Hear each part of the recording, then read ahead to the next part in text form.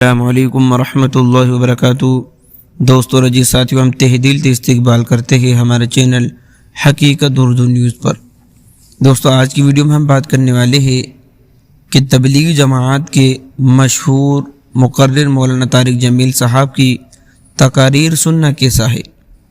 دوستو سب سے پہلے آپ دارالعلوم کراچی کا ہی یعنی پاکستان کے ایک فتویٰ دیکھیے، اس میں کیا سوال ہے اور کیا جواب ہے، پوری وضاحت اس ویڈیو میں آپ کے سامنے پیش کرنے والے ہیں۔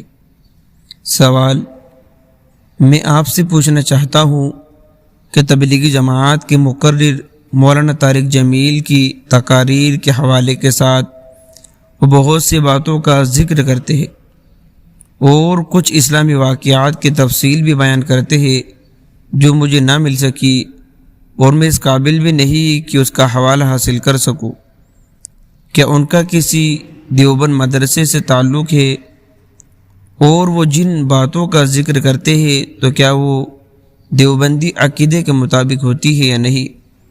برائے مہربانی ان تقاریر سے متعلق مجھے کسی فتوے کا حوالہ دے۔ جواب: اس میں شبہ نہیں کہ مولانا موصوف کا تعلق اہل سنت والجماعت علماء دیوبند سے ہے اور وہ ایک مستند معتمد عالم دین اور معروف مبلغ ہونے کے ساتھ ساتھ فیصل آباد شہر میں جامع حسنین مدرسے کے بانی و محتمم بھی ہے۔ موصوف کی تقاریر و بیانات میں جو حوالہ جات ہوتے ہیں اگرچہ وہ اصل ضروری رکھتے ہیں، مگر انہیں عام کتب میں تلاش کرنے کے بجائے متعلقہ مدرسے کے منتظمین سے رابطہ کر کے اس حوالے سے متعلق کتاب کی تحقیق کروائی جا سکتی ہے، واللہ اعلم۔ تو دوستو کچھ لوگوں کے ایسے سوالات ہوتے ہیں جو ہے کہ ان کے من کی بات ہوتی ہے کہ ہمیں جو کہ مولانا طارق جمیل صاحب جو واقعات بیان کرتے ہیں کیا یہ ثابت بھی ہے یا نہیں۔ سب سے پہلے بات تو یہ ہے دوستو، ہمیں جو ہمارے بڑے علماء ہیں ان کے عیوب پر تلاش نہیں کرنا ہے، بلکہ دوستو ہمیں ہمارے ہی عیوب کو دیکھنا ہے کہ ہم کتنے دین کے اندر ہیں۔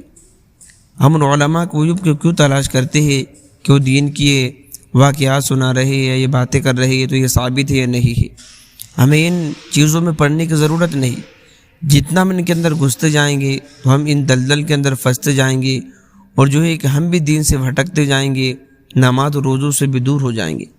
تو دوستو ہمیں علماء کی کمی کو نہیں تلاش کرنا ہے، بلکہ ان کی جو بھی اچھائیاں ہو، کیونکہ علماء میں تو اچھائی ہوتی ہی ہے، ان کو ہمیں بیان کرنا ہے۔ ملتے ہیں نیکسٹ ویڈیو میں۔ السلام علیکم۔